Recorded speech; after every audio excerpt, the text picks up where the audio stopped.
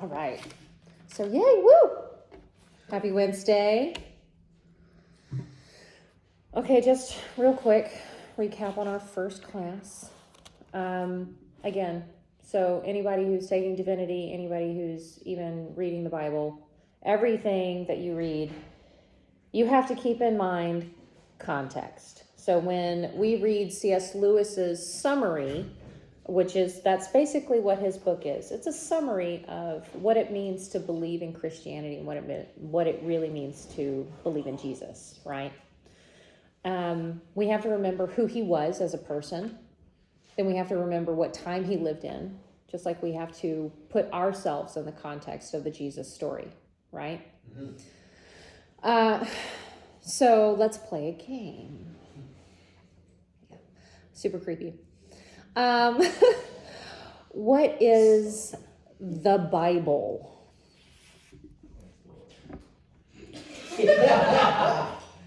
Can you, in your own words, tell me what you think you would describe it as to someone who maybe they've heard the name of Jesus, but what's this book? It's a love letter. Okay. It's cute. That's quaint. I like it. And what sort of way to describe this? Describe how? Any way you like. You can go, this is the beauty. You can be completely literal. You can be full of imagination about this. Like, it's a love letter. You ever read Lord of the Rings? Think of that. Just multiply. Yes, because Lord of the Rings is a trilogy. It's 3 books in one, and yes, I have read it, except for the last 50 pages, let me be honest, because I started braining out.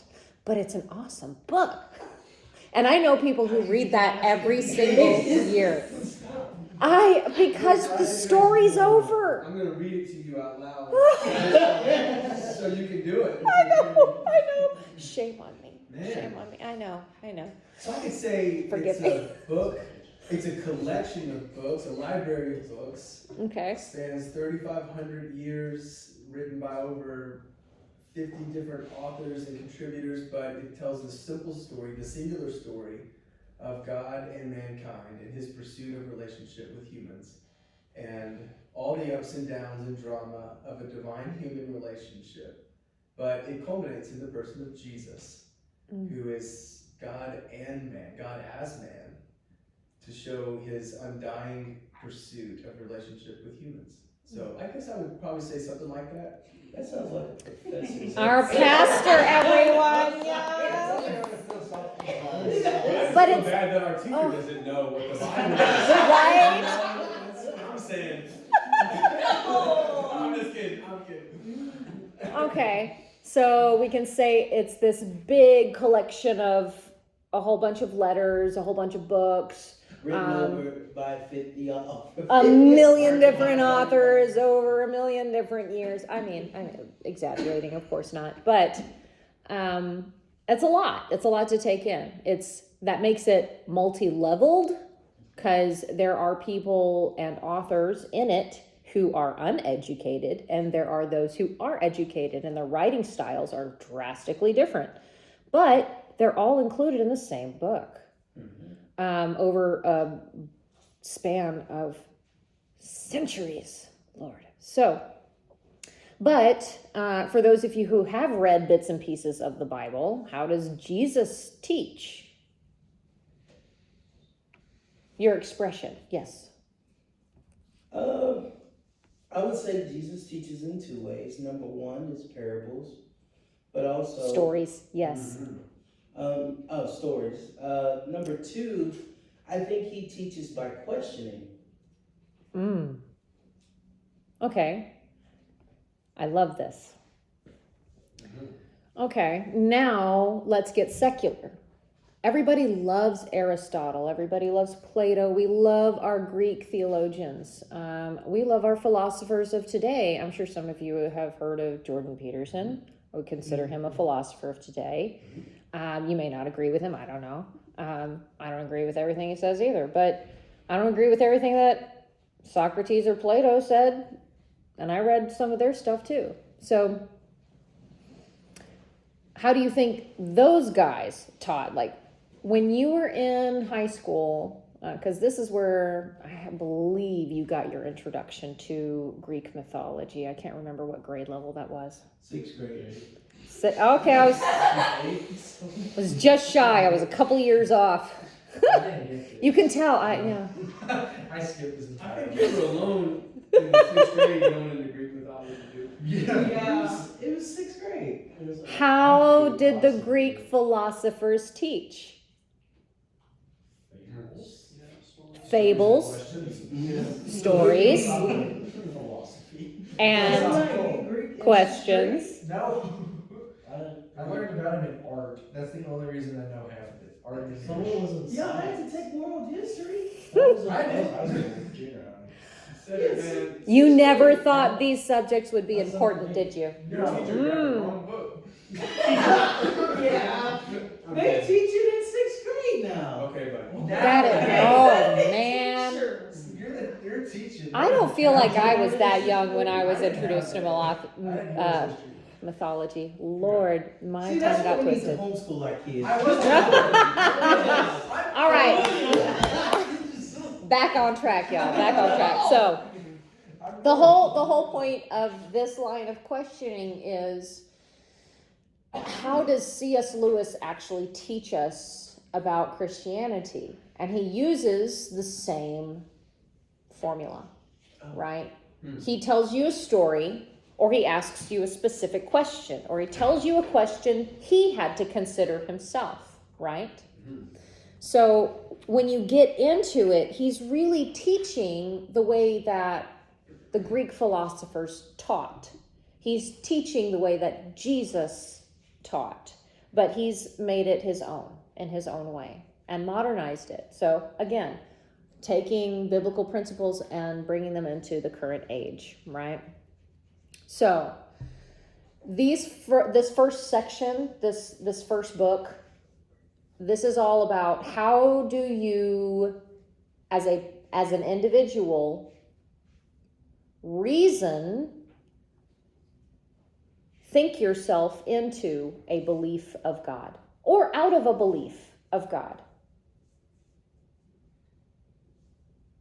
What question prompted you to think about the purpose of life? Because that's really what it is.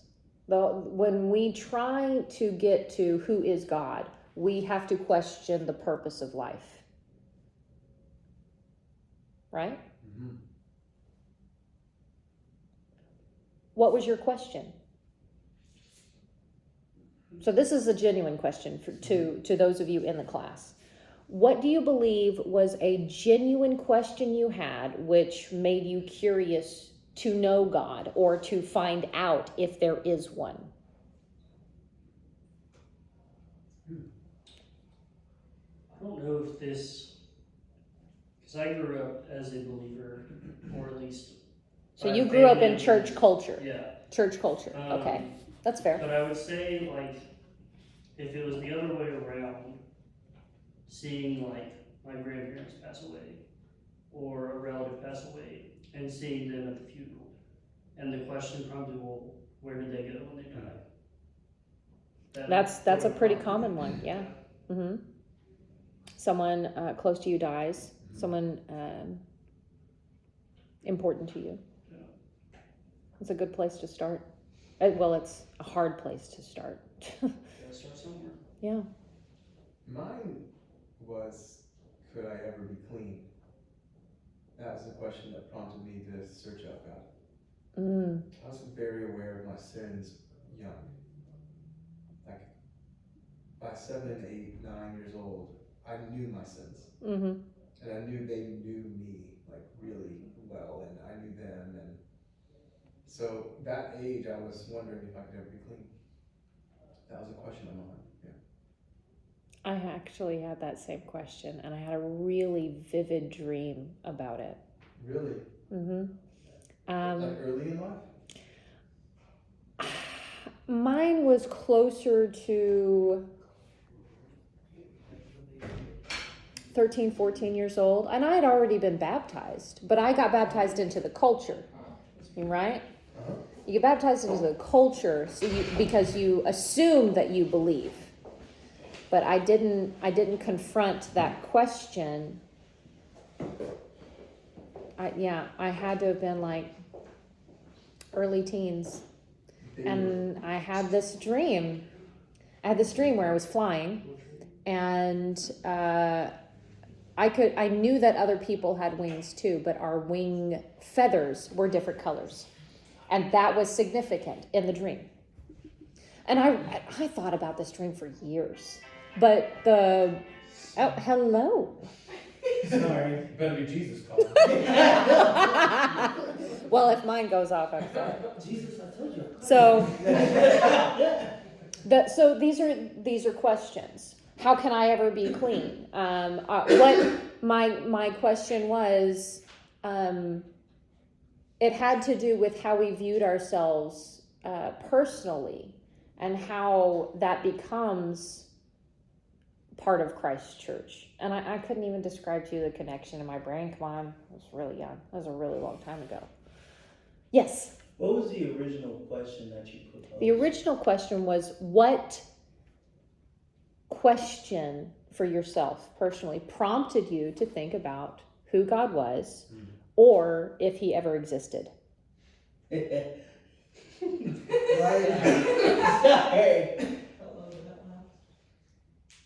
Oh, you want me to answer? Well, you picked. You better be ready to play ball.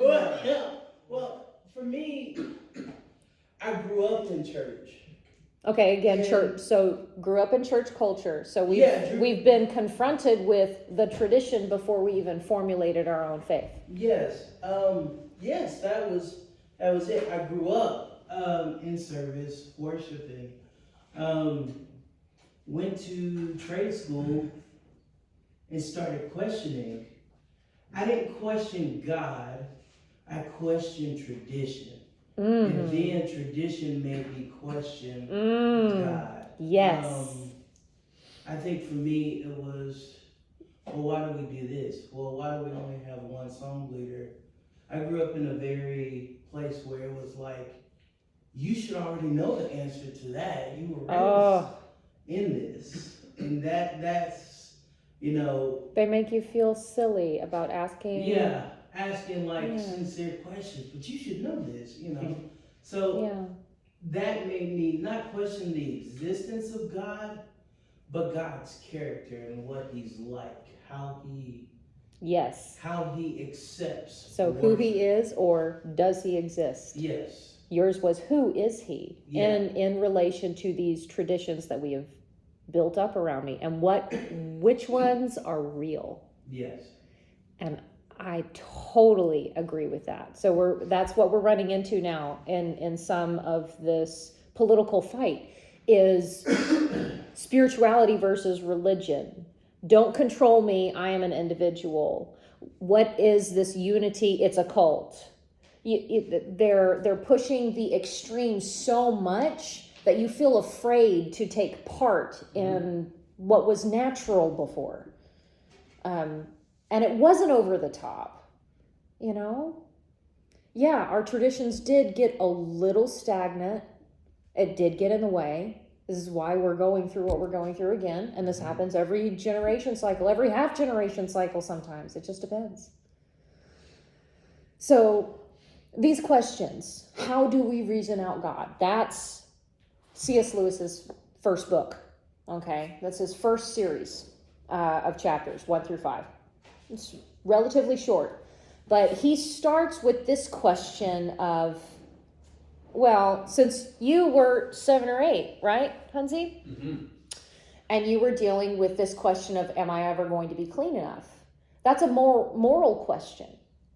What do we know? How do we know what's right and wrong? Yeah?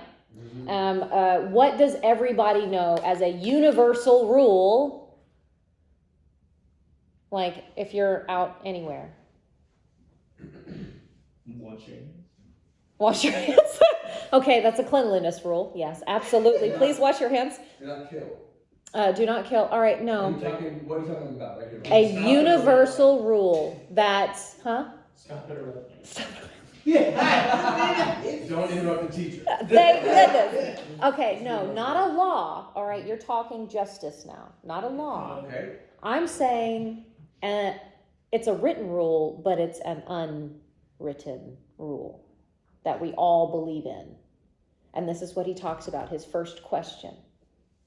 It's our unwritten rule. We all agree that it's important, but we don't know why. The one? The one, The big unwritten. the big unwritten rule. Don't blaspheme God? No. Oh. Come on. No. Universally accepted. You go out onto the playground, someone takes the slide before you and they knew you were going for it. Hey, that's not Fair. That was not where my mind was going. it's the golden. Just in a weird way. The golden rule. The rule of fair play. Even as kids, we know that there's something right when we play together, and then there's something wrong when we play together. Even if your parent doesn't come over to address the situation, right? Okay, right. You know, there's part of you outside of law, outside of is this God?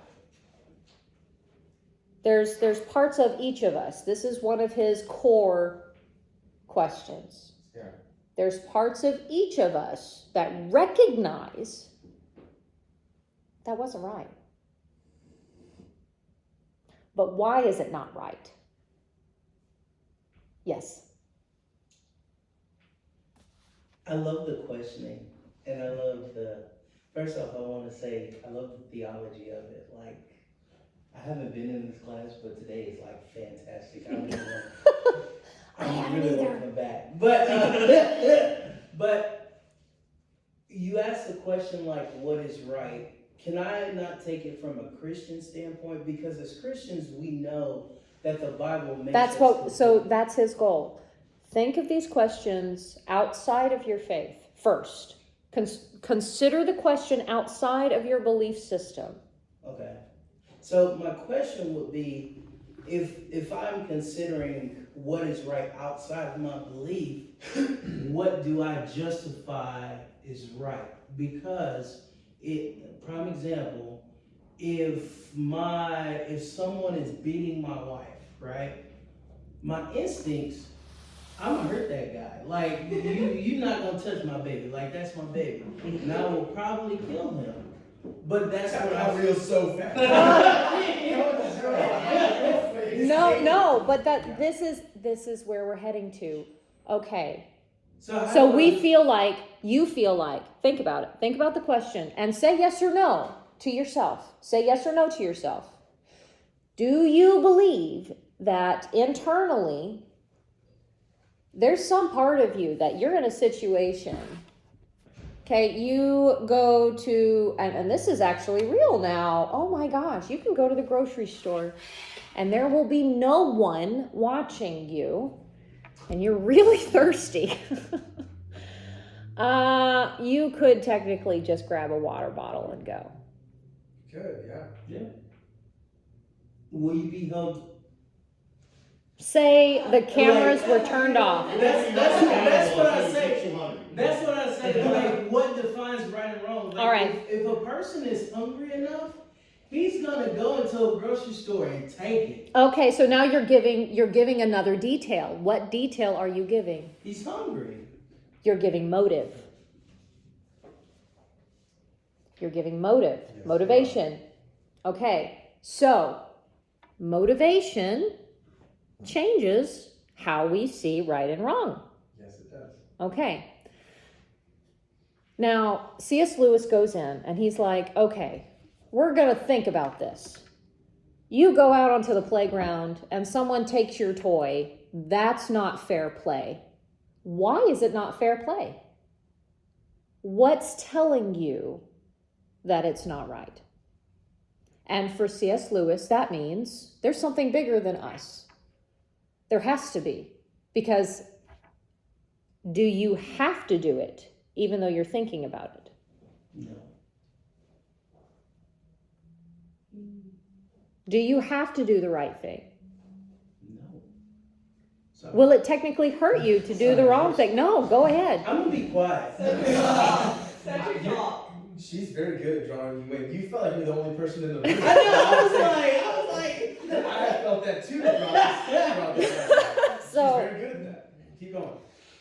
So what we have right now is people saying, well, that's not true. This is true, right? Right. This is where we get this concept of, well, it's all relative. There's no absolute truth. This is this argument. That's his argument, okay?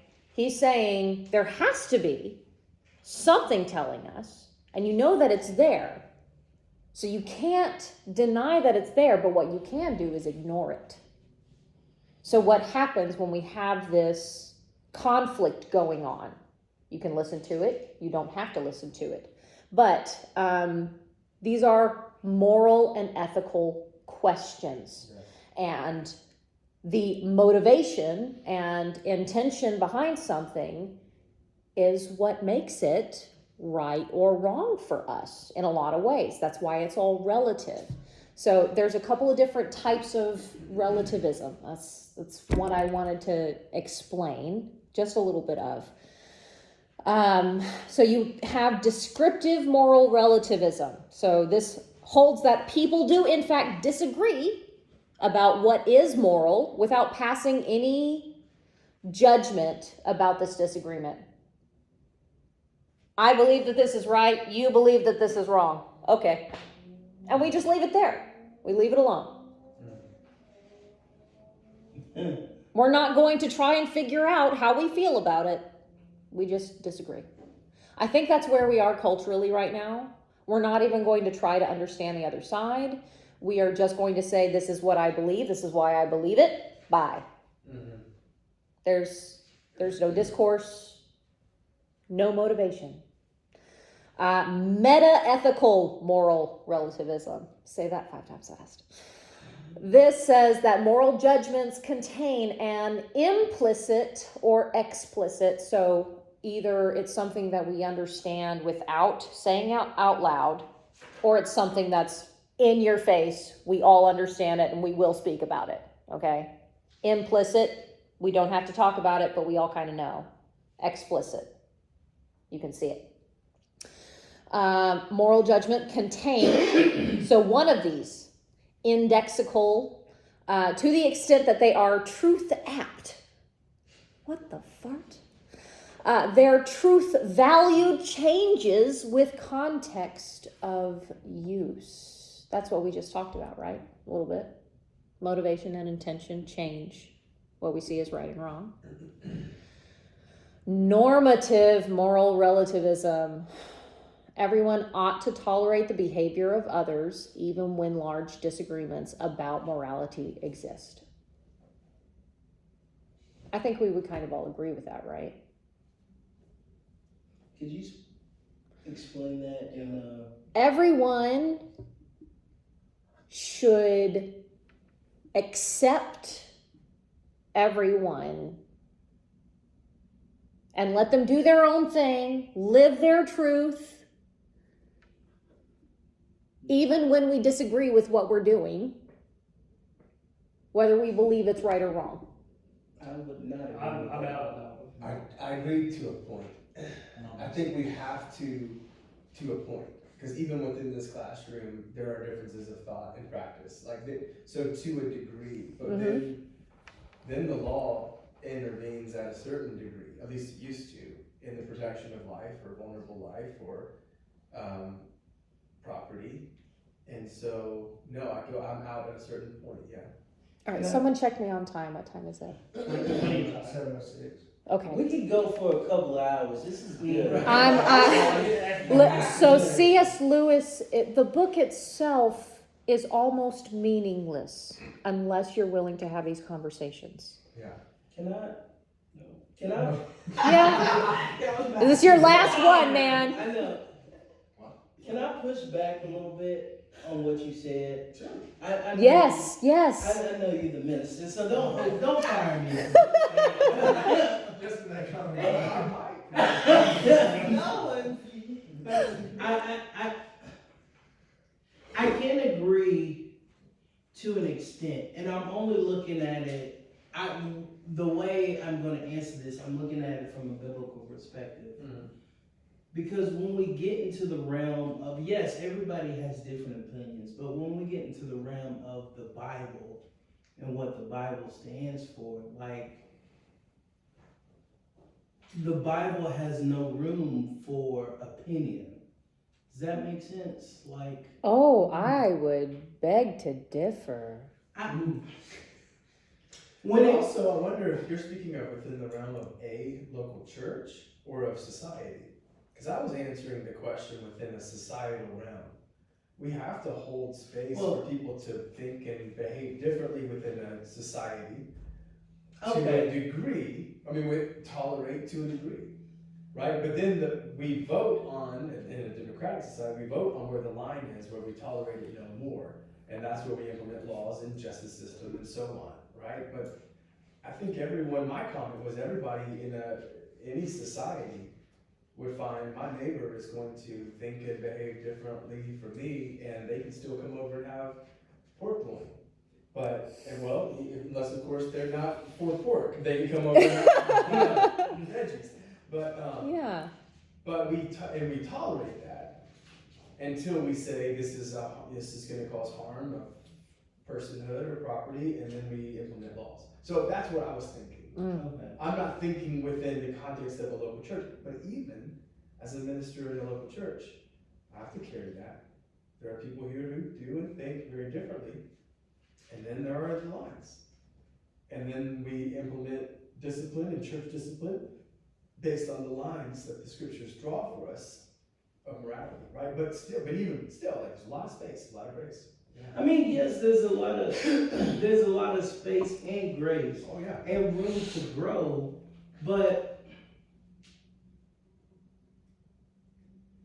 I guess my point would be is in that space and room to grow, I think it can be very dangerous because it can open the doors to other things, like people who believe that homosexuality is correct biblically. Yes, they need Jesus 100%, like they need the gospel, but we can't teach from the pulpit that God ordained that. Didn't say that I would. No, I'm not saying you. I don't think that point says that we would. No, so here, normative moral relativism, okay, this mouthful of a phrase. This idea, we do believe to an extent, that we need to tolerate each other and our differences. That's this discussion. We believe to an extent. That extent becomes part of a problem when we get to what is moral. Yes. And where that motivation is from. Right. So real quick, because I know I've got a bunch of other slides. I just want to be able to, but I loved this discussion because this is exactly what C.S. Lewis wants you to think about, okay? One of the other arguments against this idea that we have a compulsion to do and inherently know that there is something that is right and wrong, right? We develop our own sense of ethical value, don't we? There is a sect of people who believe that humankind, as the central or most important element of existence, has created over time those rules. We develop as a society. Anthropocentrism, using anthropology to explain our ethical value system. Instead of we have a compulsion, it is, well, we just developed all these rules because things kept changing, technology kept getting weird, we had to do something. We decided. I guess that was my point, like. Exactly. And you were making it beautifully, thank you. We might have to have a we will have a discussion after now. Now, this is the people who call themselves humanists and atheists, okay? The people who call themselves humanists and atheists, that's what you have to believe. Yeah. If everything came from chaos, you must believe that all of our behavior has developed just based on our communities over time. Period. There's no change. There's no development.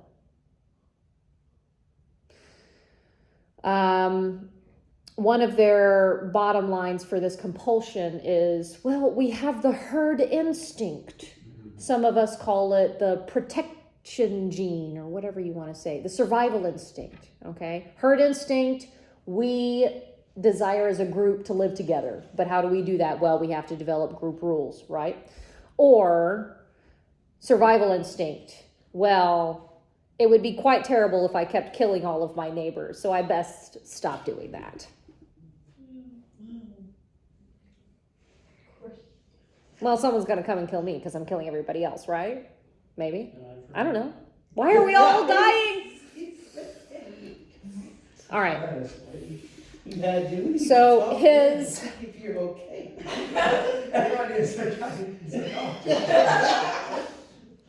So, again, now we've established C.S. Lewis believes that this is compulsory.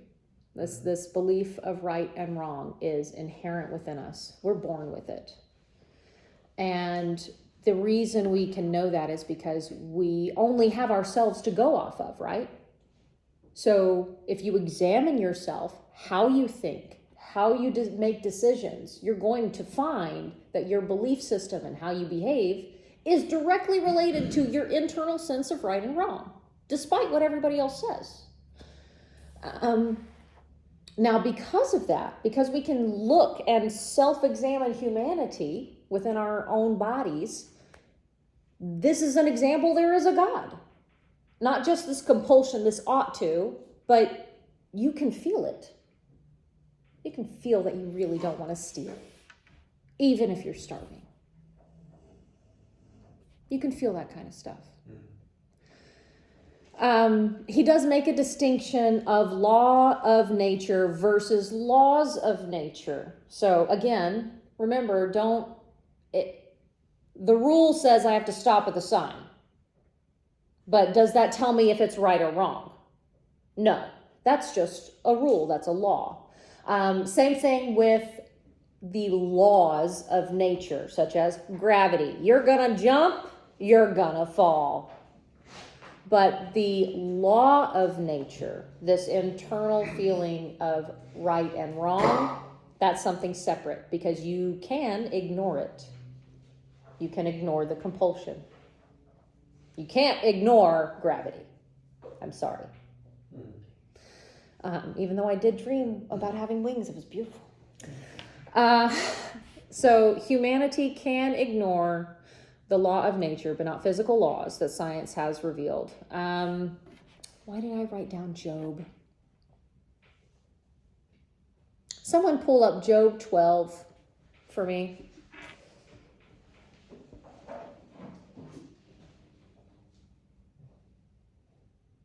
And please do. Now, for those of you who are unfamiliar with the story of Job, okay, the entire book is a series of speeches, okay? This guy is a very righteous man in Jewish eyes, okay? Very, very righteous man.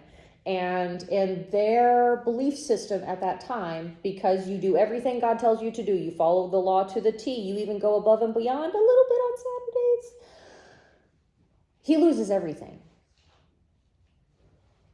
But in their tradition, he's such a righteous man, he should be getting more stuff. He should be getting blessed by God. It should just be continuing to be Christmas Day every day. What happened? So the speeches are there to ask the question, what does it mean to be righteous? That's one of them.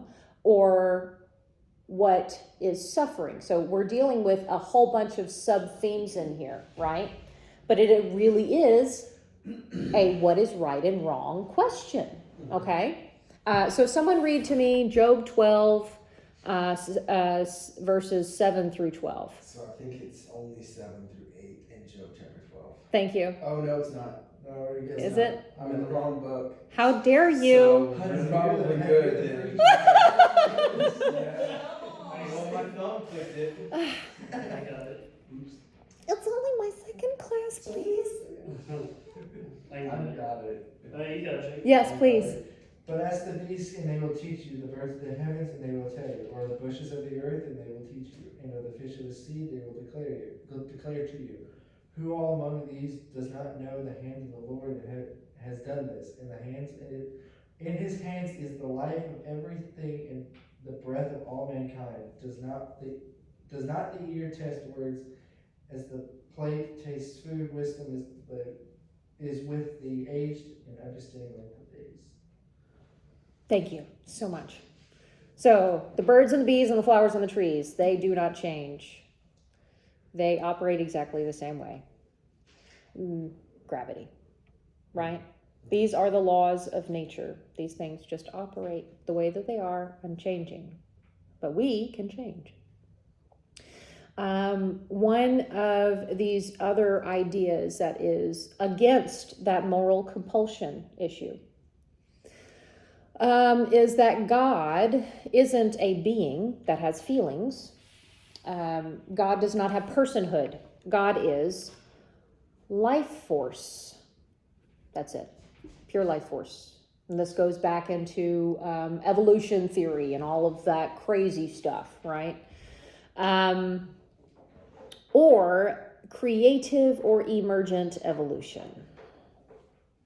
One of the things that he mentions is Bernard Shaw's Pygmalion. Have any of you read this?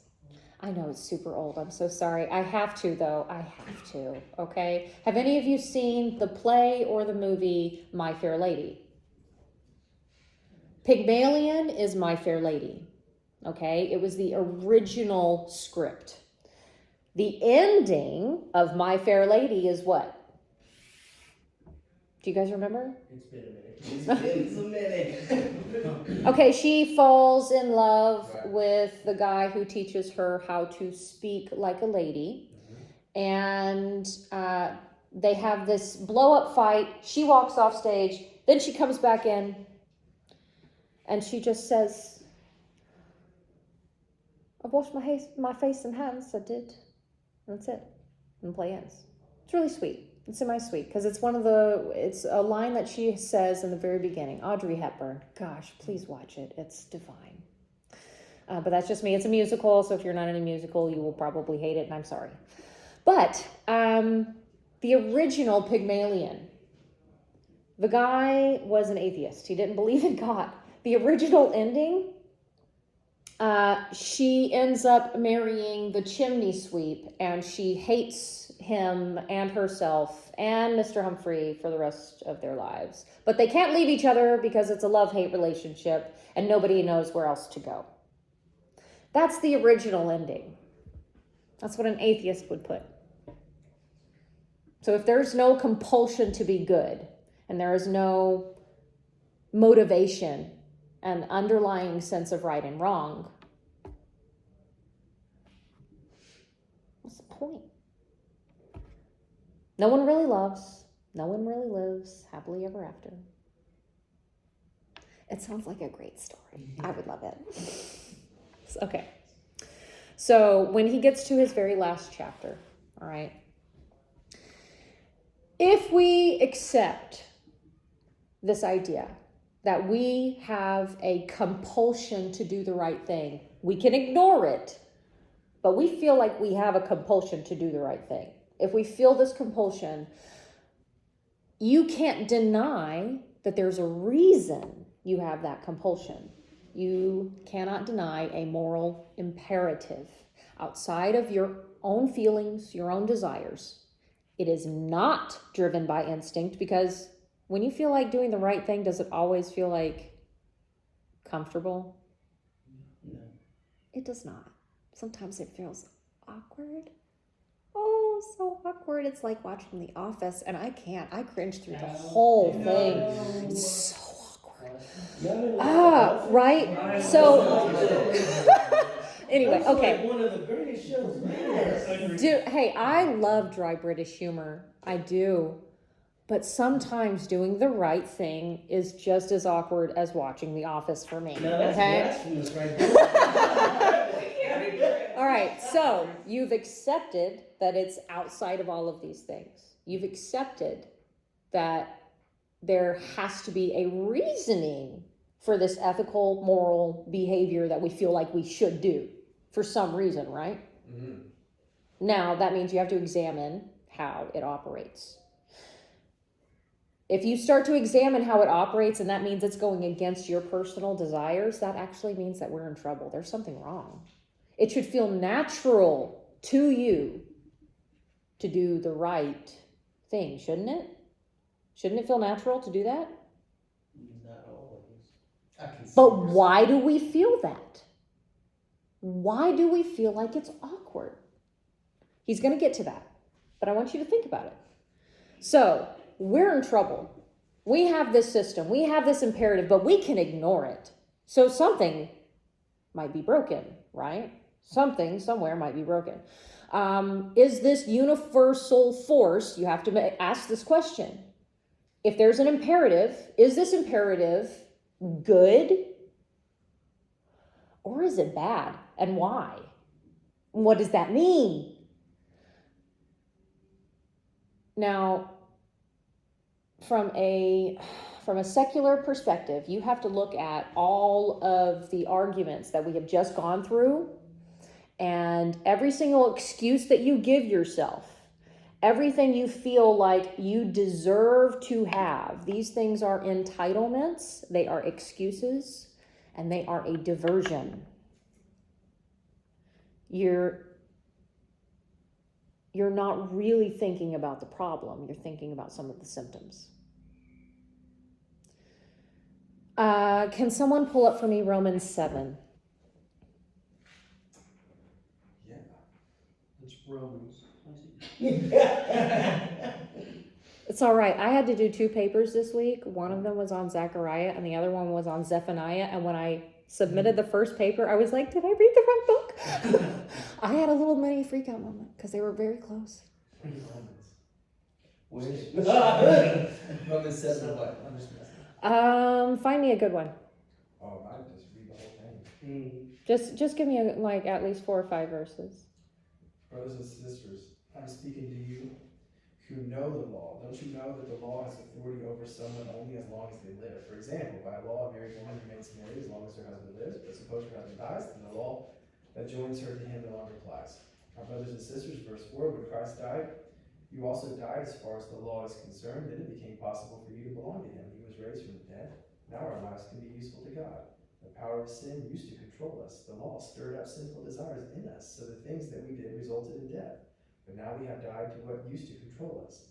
We have been set free from the law. Now we serve in the new way of the Holy Spirit. We no longer serve in the old way of the written law. Verse 7, what should we say then? The law is sinful? No, not at all. Yet I wouldn't have even known what sin was unless the law had told me. The law says, do not want what belongs to other people, or do not covet. If the law hadn't said that, I would not have known what it was like to want what belongs to others. But the commandment gave sin an opportunity. Sin caused me to want all kinds of things that belong to others. A person can't sin by breaking a law if that law doesn't exist. All right, I'm going to cut you off. Yeah, okay, that's fine. I would love it. I would love it. Okay, so now we have this question. Which came first, the chicken or the egg? Which came first, the desire or the law? The desire to break the law. Could you repeat that?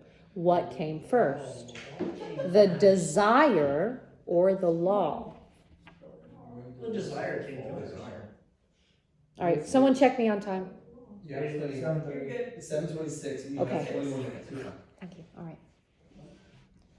So would it be safe to say the desire. the desire? Because if we look at sin is pleasurable. Like, it's pleasurable to the flesh. If It was- feels good to do the wrong thing. No one's going to stop me from stealing the water bottle, and I'm really thirsty. And it's not going to cost me anything. The cameras are turned away. Okay, fine. That was pleasurable. I didn't get caught. Nobody got hurt. Victimless crime. That's kind of what sin feels like sometimes. And then kind of what doing the right thing feels like. I'm really thirsty. I'm on the edge of dehydration. And I don't think I can take another step. Does that change whether that was still a sin or not?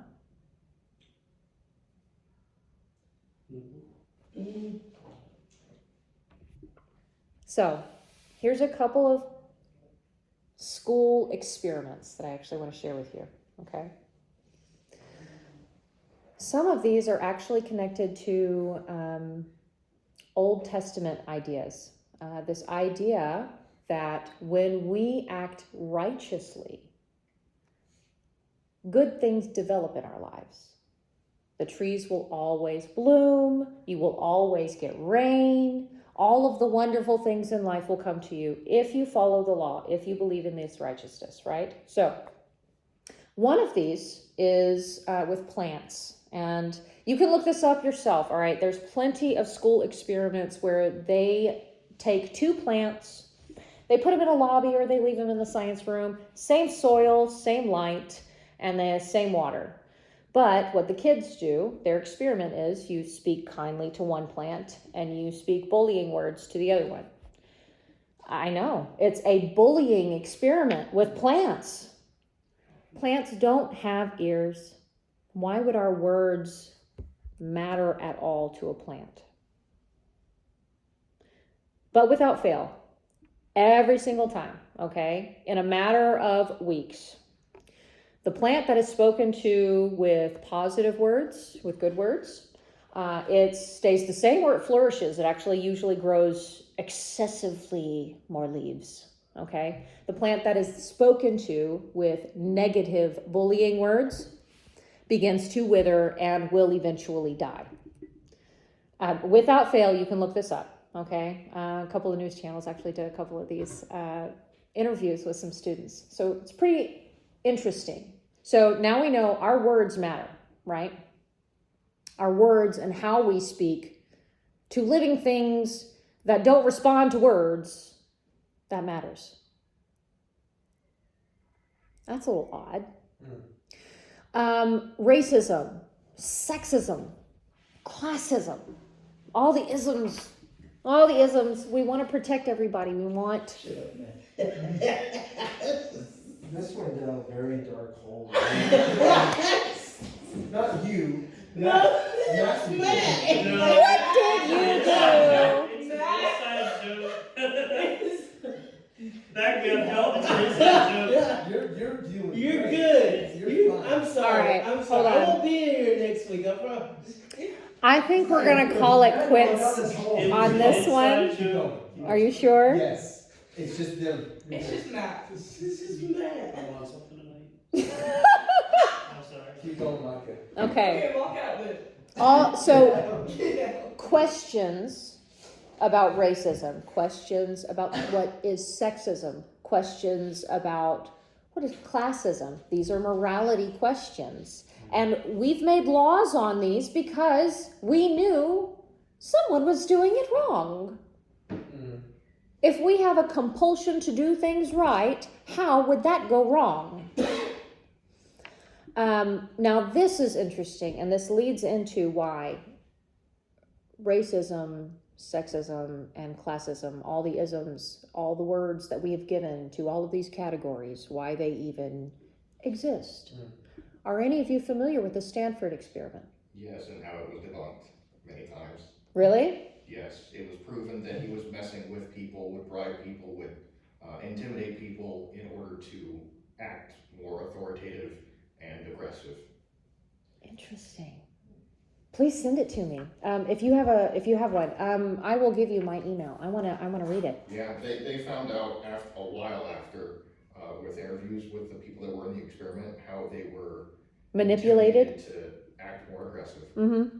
Well, and he does talk about that. And actually, so what ended up happening, one of the other articles that talks about what they did, is that because he was intimidating them to do those things, the professor, okay, professor has a plan. We're going to spend 2 weeks in this basement level, and we're going to pretend to be guards and prisoners. Okay? They don't make it 2 weeks. They don't make it 3 days. One of the guys escapes, and all of these people end up going through what they call a mass hallucinate episode. And one of the reasons for that is because the professor who was supposed to be leading this experiment got involved, and he should never have been involved. He was supposed to be the control. He named himself the overseer, and when he did that, he involved himself in his own experiment and influenced the players. But one of the things it did bring to attention, and this has already happened historically in certain ways, so there is some credence to the theory. It may not be completely correct, but there is credence to the theory. And it deals with this feeling we have of authority. Who should be in power?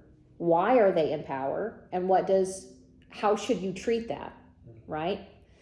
And powerlessness. When you feel like you have no power, how do you behave? And how do you react? And what does that do to your brain patterns? So these students, because this experiment went wrong, it went wrong. It created this dichotomy where they believed in some ways that this was semi-real, and then they began to behave differently. Which came first? Their behavior or the illusion? Seemed that that's maybe the illusion. I was thinking psychologically illusion then the behavior kid. Because just from the psychology standpoint, it's once the brain is broken, you'll do things you never thought you'd ever do. I was reading that experiment lasted 6 days. Like, it didn't even make it to the week part according to Stanford. Yeah. It didn't even make it. It was an eye-opening experience. They were It was forced to do inhumane things to each other. They're like, no. Stanford so killed yes, them. and we are encountering stories today, right? We're encountering stories today of what we might describe as ultimate evil, aren't we? I mean, you guys are reading some of the news articles.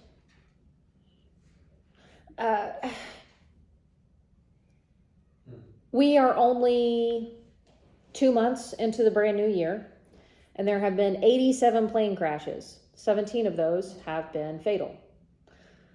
No one's screaming for the airplanes to shut down. Is that evil? And they're not screaming for the airplanes to shut down, the airlines to shut down. Mm-hmm. Is that evil? Should we? It could just be mechanical error, because that's outside. Once that thing's in the air, it's outside of our protection. Yeah. It could have just been, most of them have been mechanical errors, so that's nothing that the pilots could have done. Mm-hmm. That's mechanical. But to be 17 fatals, 17 fatalities in 2 months? We could say mechanical failure. All right, yeah. And I mean, yeah, stuff breaks down all the time, right? But it feels weird to me. That's one of those relative morality questions, right? I mean, but you could say the same thing about how many people have died in the last 2 months. Mm-hmm. You know, like with Car which crashes. is natural Uh-huh. causes as well. Rape, Same thing. incest, child murder. Like, this stuff is happening today. Why is it evil? In some cultures, it's not. You're right. That goes back to an anthropological answer of morality. So we've got a lot going on up here, right? What's right? What's wrong? Why? I don't want to push us too far because this was really heavy. But I think I've got 2 more slides. We'll do that next week. Okay. Thank you so much for your participation. This was an absolutely marvelous discussion. And I'm just so glad you're here. Thanks. So thank you. Thank you.